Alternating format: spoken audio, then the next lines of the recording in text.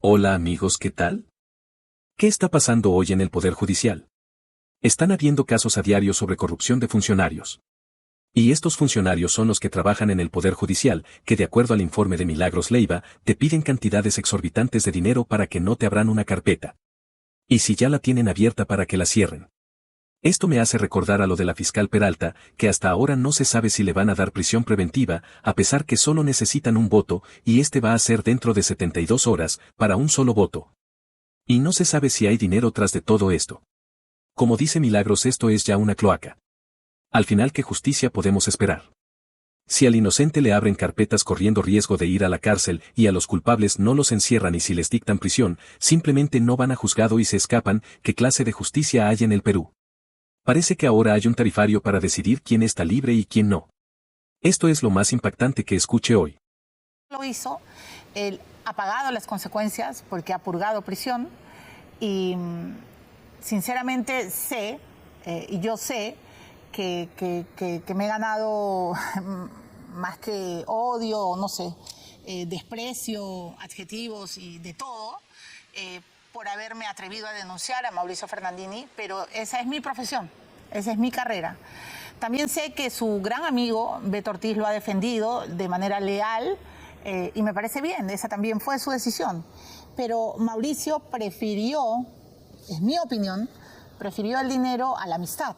Porque mientras el señor Ortiz estaba en México denunciando desprotección, denunciando acoso y denunciando una persecución, Mauricio Fernandini estaba en el Perú siendo testigo de cómo se llevaba la plata en baldes, de estas negociaciones con su prima Pilar Tijero, con la empresaria Sada Goray y con todos los que ustedes ya saben.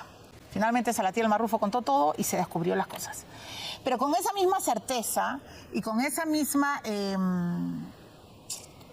conciencia, porque lo que a mí me impeló en ese momento fue la conciencia de mi profesión, hoy día voy a denunciar otro lado oscuro de esta historia.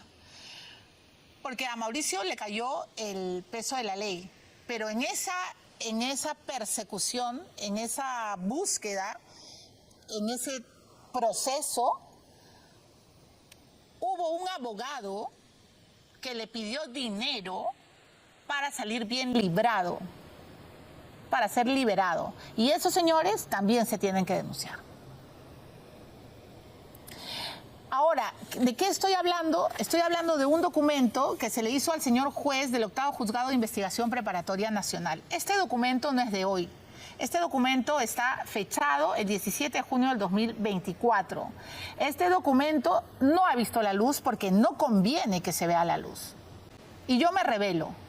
Así como conté todo lo que había hecho Mauricio Fernandini en su momento, también voy a contar todo lo que le habían pedido en su momento para salir bien librado. ¿Y por qué lo hago? Porque esto tiene que parar. Si tú has cometido un delito, pues te vas a la cárcel, pero tu cabeza no tiene precio. Tú no tienes tarifa. La vida, la libertad de un peruano no tiene por qué estar supeditada a te abro una carpeta, $250,000. ¿Eso no es lo que dijo Ana Ciucho? Te cierro una carpeta, $250,000. ¿Quieres que te saque de la cárcel? $200,000. Eso es lo que habría pedido Jefferson Moreno. Jefferson Moreno, ¿qué has hecho de tu vida? Por Dios santo. Quien asumió la defensa de Mauricio Fernandini habría pedido $200,000 para solucionar su caso. Y su caso consistía en remover a la fiscal Marita Barreto. A ver, pero vamos a ir... Adjunto la declaración escrita de mi patrocinado José Luis Castillo Alba de fecha 17 de junio del 2024, en lo cual explica los móviles espurios y la falta de credibilidad de Jefferson Moreno Nieves en su contra y que como elemento de prueba busca ser oralizado en la audiencia de prisión preventiva. La Junta... No, la razón por la que Jefferson Moreno, dice el señor Castillo Alba, el señor juez, me incrimina, se debe a que quiere silenciarme y que no relate a la Fiscalía algunos hechos delictivos y de grave comportamiento ético que ha desplegado como abogado y de los que me enteré de manera directa de su propia boca y de personas confiables. Y habla primero del doble patrocinio del caso Repsol. Jefferson Moreno, cuando ingresó a trabajar a un importante estudio jurídico de Lima, se le encargó llevar la defensa penal de la empresa española Repsol, que era considerada responsable del derrame de petróleo producido en el mar de Ventanilla, en el proceso penal que tenía instaurado en su contra junto a los directivos y funcionarios importantes de la compañía española. Jefferson Moreno participó en varias diligencias programadas por la Fiscalía, como la autorización de viaje que pidió un alto funcionario de la compañía y en otros actos de defensa. Según me comentó su defendida, la fiscal de la Nación, Patricia Benavides, recibió la vista de funcionarios de la Embajada Italiana y de la compañía naviera, que era también considerada por Repsol como responsable de desastre ecológico, para pedir que se le ayudase en el caso penal que tenían en una fiscalía de Ventanilla para tratar de recuperar el barco que transportaba el petróleo que generó el peor desastre ecológico en el mar peruano. Dicha visita fue aprovechada por uno de los asesores de la ex fiscal de la Nación, entiendo que fue Jaime Villanueva, para pedir a Jefferson Moreno que se pueda acercar a los funcionarios de la compañía naviera italiana que estaban de visita en Lima y que esa pueda ofrecerle sus servicios legales y que de ser aceptado, sus honorarios se repartirían. ¿Qué es esto? El doctor Abanto me va a poder explicar mejor. Yo le voy a dar la bienvenida porque me quiero detener un segundo en el doble patrocinio del caso Repsol. Y Castillo Alba dice que como consecuencia de la estrecha relación entre Jefferson Moreno y Jaime Villanueva, y dentro del acuerdo que tenían de compartir honorarios, me comentó que visitó a los funcionarios de la empresa naviera italiana para ofrecerles sus servicios legales y de influencia en el Ministerio Público a cambio de dinero, dado su condición de abogado de la fiscal de la Nación de ese entonces. Sin embargo, pese a la reunión llevada a cabo, los empresarios italianos se retiraron de las conversaciones ilícitas entabladas debido a que consultaron con sus abogados peruanos, quienes le hicieron ver que se trataba de un comportamiento que le podía generar consecuencias legales. Jefferson Moreno le consultó a José Luis Castillo sobre la posibilidad de asumir la defensa de la empresa italiana y le recomendé que suspendiera cualquier negociación porque era una pésima conducta que, siendo abogado debidamente apersonado de Repsol, se reuniera con los coacusados en el proceso penal sin conocimiento y aval de la empresa que defendía y sin tener la autorización del estudio jurídico corporativo que defendía a la empresa española, y que si su conducta era de conocimiento público podía suspendérsele del ejercicio profesional como abogado, además de las consecuencias penales que podía asumir y que podía ser echado del estudio en el que trabajaba. Buenas noches. Buenas noches, Milagros. Bueno, para comenzar, es una muy mala noticia, ¿no? Es una muy mala noticia para los abogados, para el derecho, porque al margen de que sean ciertas o falsas las versiones, el solo hecho de que se forme una tromba de este tipo, de este volumen, ya es bastante grave para la carrera, ¿no? Están de por medio dos abogados importantes. José Luis Castillo Alba es un profesor universitario y un distinguido, que ha estado preso, además, ¿no? Que ha estado en prisión preventiva. Y Jefferson Moreno también es un joven abogado con una carrera prometedora. Ver este intercambio de imputaciones. O sea, Jefferson Moreno dice que, según las versiones publicadas, que Castillo Alba le dio dinero para sobornar, para que cambien a los fiscales. Lo que querían. Castillo Alba dice que Jefferson Moreno estaba en una situación de un doble patrocinio y que él le aconsejó que se salga de una situación como esa. Estamos, para empezar, en la esfera de los dichos. Pero lo grave de los dichos es lo que trae para cada uno de los dicientes, ¿no? Ahora, los dichos van increciendo porque, por ejemplo, doctor Abanto, y lo que va a escuchar sobre el caso de Fernandini es tenebroso, ¿no? Han dicho que acomodan abogados, que EFICOP tiene, no sé si una cúpula de abogados, un grupo de abogados que los acomodan de acuerdo a sus propios intereses. Vaya uno a saber si se comparten los honorarios del abogado, no lo sé. Pero lo que sí sé es el dicho, como usted está comentando, de que de pronto son abogados sugeridos por los fiscales y que acomodan los testimonios. Bueno. Esa sospecha, presunción es gravísima. Pero esa práctica no es nueva, ¿no? Eso no es nuevo. Esa práctica no es nueva. En el equipo Lavallato, curiosamente, se daba el patrón de que determinado abogado terminaba siendo abogado de quienes se convertían en colaboradores eficaces. Por ejemplo. El caso de Raúl Noblecilla directamente. O sea, yo no sé si él tenía un trato con la fiscalía, pero sí me parece extraño que de repente era el abogado de Nava, de repente era el abogado de otro colaborador eficaz, de repente era el abogado de Atala. O sea, era sintomático.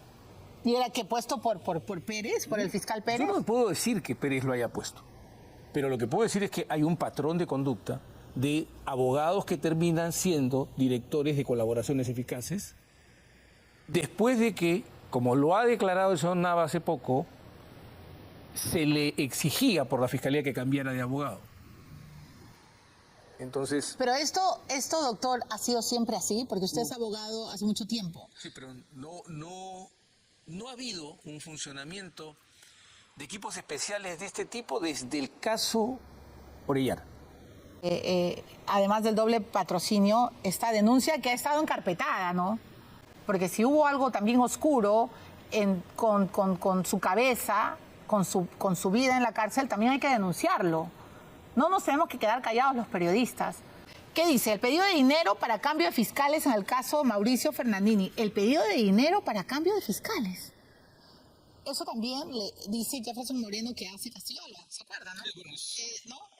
Moreno dice que es el vehículo que usa Castillola. Que usan, ¿no? Ya, ¿qué es eso? Jefferson Moreno, dice la carta, asumió la defensa de Mauricio Fernandini en los primeros meses del 2023 en el caso de Sada Goray, recomendado por un penalista peruano de prestigio.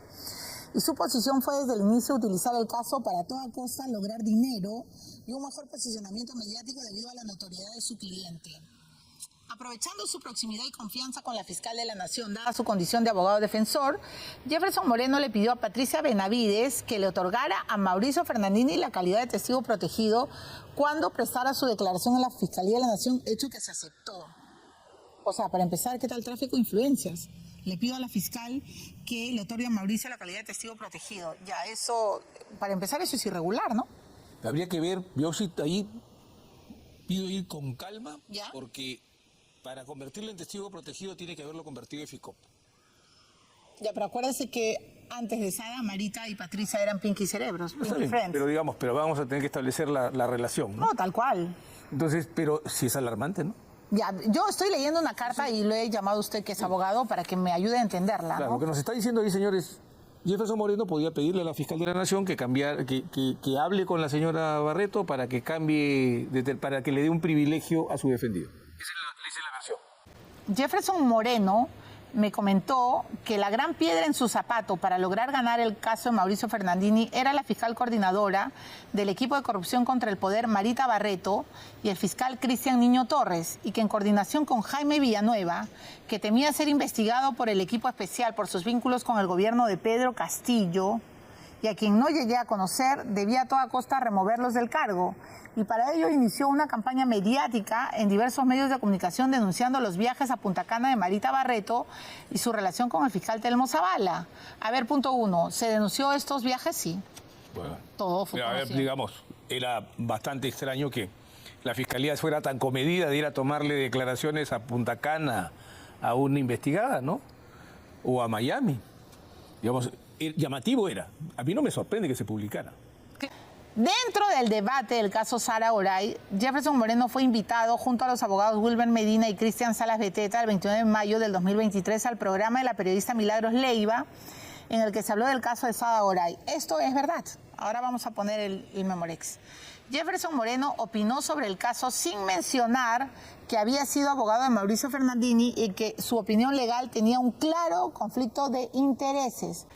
Ahora, él... Tengo que recordar algo, porque no voy a volver a pasar el programa, pero también se lo cuento, doctor, el detrás de cámaras.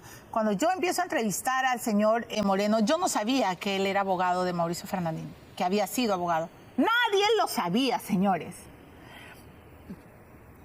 Bueno, hoy con esta carta sabemos que sí lo sabían algunas personas. Yo no lo sabía. Y me dicen por WhatsApp, un buen informante que yo tengo, me dice Milagros, él es abogado de Mauricio Fernandini. Por eso esa pregunta lo saca, no sé si ven que lo descoloca, ¿no? Y continúa la carta. Al salir del programa televisivo, Jefferson Moreno fue criticado duramente por el periodista Humberto Ortiz, que dirige el programa Veto a Saber. Jefferson Moreno, como consecuencia de los comentarios propalados en el programa Veto a Saber, quedó golpeado y aproximadamente a las 9:45 del 29 del 5 del 2023, o sea, del mismo día, me llamó a mi celular, 99, bueno, ahí está el número, pidiéndome por favor que hablara con el periodista Martín Sullón del programa Veto a Saber para saber por qué lo estaban criticando. Al día siguiente, el 30 de mayo del 2023, llamé a Martín Sullón a su número celular y le mencioné que el día de ayer Beto Ortiz había golpeado a Jefferson Moreno, abogado al que conocía, y le pregunté qué había pasado para que sean tan críticos con él. Martín Sullón me comentó que Beto había recibido la información directa de alguien muy cercano a Mauricio Fernandini de que Jefferson Moreno le había pedido, escuchen esto o lean esto conmigo, de que Jefferson Moreno le había pedido y hecho un planteamiento de dinero a Mauricio Fernandini de más de $200,000 para solucionar su caso, y que consistía en remover a la fiscal Marita Barreto, y que Jefferson Moreno era de cuidado. Ante los hechos tan graves y delicados, me excusé con el periodista Martín Sullón por haberlo llamado, y enseguida llamé a Jefferson Moreno y le comenté el incidente. Me pidió reunirnos y al momento de conversar me reconoció haber cometido un error. O sea, sí le pidió plata. ¿Qué es esto? Entonces sí le pediste plata. Así se arreglan las cosas en nuestro país. O sea, $200,000 y te arreglo todo. Esa es la tarifa, ¿no? Se han dado cuenta, ¿no? Entre 200 y $250,000. Y que ya había salido la defensa de Mauricio Fernandini. Lo señalado y que se ajusta de manera estricta a la verdad y que Jefferson Moreno no puede negar, muestra que utilizaba su condición de abogado defensor de la ex fiscal de la Nación para pedir dinero y otros beneficios a personas que necesitaban sus servicios legales. Como el abogado Jefferson Moreno sabe que conozco de primera mano y de su propia boca estos hechos por los que ahora quieren lodarme y perjudicarme y quiere evitar que narre estos graves hechos, señor juez, lamentablemente la Fiscalía, pese a haberle pedido por escrito, hasta ahora no programa el día y hora para rendir mi declaración y me veo obligado a presentar una declaración escrita. Lima, 17 de junio de 2024. O sea, a la Fiscalía no le interesó ¿cómo se dice? Este acto, este hecho. Solo hecho de que hubiera una noticia así, de que una persona investigada esté diciendo algo como eso, hubiera meritado una investigación. ¿Y por qué no lo meritó? Pero una investigación no. Además, lo curioso sería que la propia FICOP se investigara a sí misma, ¿no? Así es. Este problema. Y como nosotros no tenemos miedo, investíganos ustedes, no nos vamos a investigar nosotros a nosotros mismos. Pero a ver, Mirta González, yo he llamado al señor José Luis Castillo Alba. Tengo que decirlo también abiertamente que el señor José Luis Castillo Alba no ha aceptado una entrevista telefónica. Imagino que tiene temor, no sé, de repente, de que sea editado. Yo no lo pensaba editar. Él no ha aceptado una entrevista y me ha dado su palabra y me ha dicho que me va a dar una entrevista en vivo. Y además me ha dicho, cuando yo le he narrado que tengo en mis manos esta carta de junio, me ha dicho que todo lo que está aquí es verdad y que va a venir a contarme esto y más mañana. Ok, yo lo espero, por supuesto, venga y cuente todo, pero Mirta Jeb, su expareja, también ha contado que ella se lo contó al fiscal Niño, le contó que Humberto Jara lo estaba extorsionando y que no pasó nada. De nada. El señor Briceño, el ex jefe de la CONFIEP, me ha contado que él ha entregado pruebas, demostrando su inocencia y no pasó nada, y que incluso el fiscal Pérez lo entrevistó una sola vez en su vida, y eso ya, bueno, pues porque tenía que entrevistarlo. Entonces, ¿qué está pasando? Esto es gravísimo. ¿Cómo van a pedir $200,000 para solucionar un caso? No, y la pregunta es, ¿estos $200,000 eran para Moreno o era para FICOP? ¿O era para repartirse? La pregunta central es cómo es que un órgano constitucional se ha salido de control de esta manera. Y en esto tiene mucho que ver un importante sector de la prensa que ha endiosado a fiscales y los ha convertido, ha creado un tipo de funcionario que no existe en ningún lugar del mundo. El funcionario que no rinde cuentas. Exacto. El funcionario que no puede ser cuestionado porque si es cuestionado, lo ataca. Quien lo critica es corrupto. Quien lo critica es ladrón. Quien lo critica es un enemigo de la patria. Hay que abrirle una carpeta. Así es, y hay que procesarlo o hay que meterlo preso. Y si me siento ofendido y lastimado, encuentro la forma de utilizar a mi gente para construir un caso contra ese abogado y meterlo preso. O sea, esas prácticas no son nuevas. El gran problema es que el Congreso no toma la decisión que tiene que tomar. ¿Cuál es la decisión que tiene que tomar? El Congreso lo que tiene que tomar es una decisión muy sencilla de declarar la reorganización total del Ministerio Público y la reorganización total del Poder Judicial, porque lo que no podemos creer es que las cosas pasen solo en la fiscalía. Obvio que no. Porque los fiscales piden cosas. ¿Y quién toma la decisión? El Congreso tiene que tener valor y promover una reforma poniéndole en manos de esta nueva Junta Nacional de Justicia que revise todo. Ya, pero para que un abogado se atreva a pedir tanta plata y a decir que va a solucionar un caso, Moreno, Jara dice, yo soy la bisagra, yo abro la puerta, no soy un estúpido. ¿No? Usted ha escuchado todo ese audio. Sí, quedó claro que no es estúpido. Yo escuché y decía, Dios mío, por Dios santo, ¿qué es esto? Quiere decir que él tiene un nivel de injerencia, porque no, pues, o sea, así nomás nadie se atreve a pedir tanta plata y diciendo, ¿a cuenta de qué? Yo te voy a dar 200.000, ¿qué me vas a arreglar tú? Y está diciendo que por lo menos sí le pidió a la fiscal una condición de testigo protegido y se la dieron al principio. ¿Qué es esto? ¿Tráfico de influencias? ¿Cuál es el delito? ¿Cuál es el delito mayor si esto fuera verdad? Yo, o sea, el delito grave es aquí, o sea, más que pensar solo en delitos, hay que pensar en algo más grave, que es la crisis constitucional del Ministerio Público. El Ministerio Público no ha sido hecho para convertirse en la hacienda, en la chacra o en el negocio particular de 3 o 4 bribones. El Ministerio Público ha sido hecho para convertirse en el ente que persigue el delito, no que cometa delitos.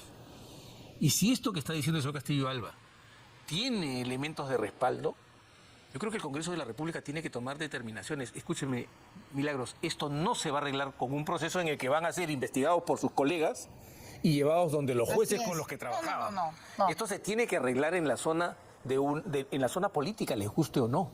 Y esta es la razón por la que fiscales y jueces se han dedicado a despanzurrar al Congreso de la República, porque lo que querían era un poder sin control. Hemos llegado al punto de que el Congreso puede acceder a los secretos de Estado, puede acceder a los secretos militares, pero no puede acceder a un acuerdo de colaboración eficaz. Correcto, porque eso es intocable. ¿De dónde sale ese nivel de secreto que ha sido inventado por unos funcionarios que están totalmente fuera de control? Escúchenme, el señor Mauricio Fernandini está en un proceso, en un debido proceso. Yo espero que siempre sea un debido proceso para cualquier peruano. Cometió un delito, purgó prisión, sí, pues, lo hizo. Lo hizo, señores. Sada Goray, tremendo personaje, que primero decía una cosa, luego otra, la fueron a buscar hasta Punta Cana. ¿Cometió delitos? Sí, pero lo que Sada Goray nos tiene que contar es si es verdad que algún policía de FICOP le recomendó tener como abogado a Jefferson Moreno. Eso es lo que nos tienen que contar. Lo que el delito cometido en un momento tapa este otro delito, o sea, el querer negociar con tu cabeza, ponerte tarifa, borra todo lo que has hecho antes. No, son dos delitos distintos y son dos prácticas tenebrosas, espantosas, que se tienen que borrar del Ministerio Público. Y como dice bien el doctor Humberto Abanto, tendríamos que también analizar bien el Poder Judicial.